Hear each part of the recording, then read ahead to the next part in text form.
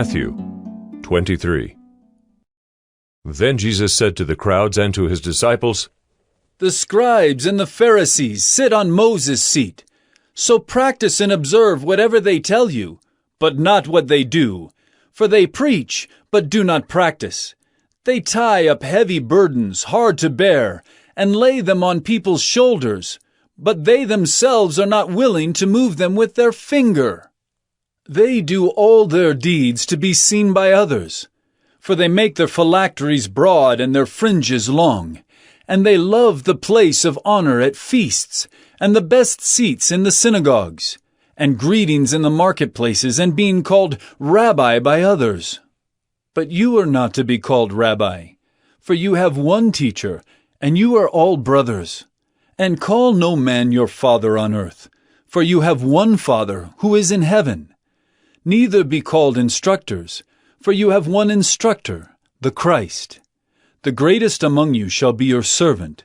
Whoever exalts himself will be humbled, and whoever humbles himself will be exalted. But woe to you, scribes and Pharisees, hypocrites! For you shut the kingdom of heaven in people's faces. For you neither enter yourselves, nor allow those who would enter to go in. Woe to you, scribes and Pharisees, hypocrites! For you travel across sea and land to make a single proselyte, and when he becomes a proselyte, you make him twice as much a child of hell as yourselves. Woe to you, blind guides, who say, if anyone swears by the temple, it is nothing, but if anyone swears by the gold of the temple, he is bound by his oath. You blind fools! For which is greater, the gold or the temple that has made the gold sacred? And you say, if anyone swears by the altar, it is nothing, but if anyone swears by the gift that is on the altar, he is bound by his oath. You blind men! For which is greater, the gift or the altar that makes the gift sacred? So whoever swears by the altar swears by it and by everything on it. And whoever swears by the temple swears by it and by him who dwells in it.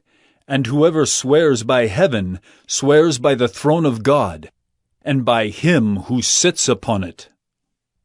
Woe to you, scribes and Pharisees, hypocrites! For you tithe mint and dill and cumin, and have neglected the weightier matters of the law, justice and mercy and faithfulness. These you ought to have done, without neglecting the others.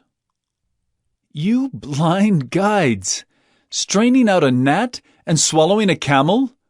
Woe to you, scribes and Pharisees, hypocrites! For you clean the outside of the cup and the plate, but inside they are full of greed and self-indulgence. You blind Pharisee, first clean the inside of the cup and the plate, that the outside also may be clean. Woe to you, scribes and Pharisees, hypocrites!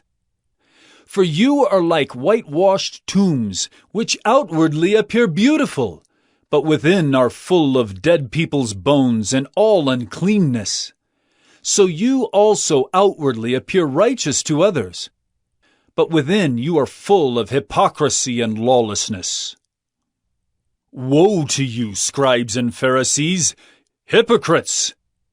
For you build the tombs of the prophets and decorate the monuments of the righteous, saying, if we had lived in the days of our fathers, we would not have taken part with them in shedding the blood of the prophets. Thus you witness against yourselves that you are sons of those who murdered the prophets.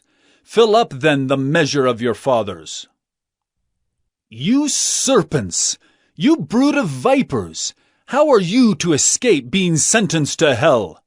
Therefore I send you prophets and wise men and scribes, some of whom you will kill and crucify, and some you will flog in your synagogues and persecute from town to town, so that on you may come all the righteous blood shed on earth, from the blood of innocent Abel to the blood of Zechariah the son of Berechiah, whom you murdered between the sanctuary and the altar. Truly I say to you, all these things will come upon this generation. Oh, Jerusalem, Jerusalem, the city that kills the prophets and stones those who are sent to it. How often would I have gathered your children together, as a hen gathers her brood under her wings, and you would not. See, your house is left to you desolate. For I tell you, you will not see me again until you say, Blessed is he who comes in the name of the Lord.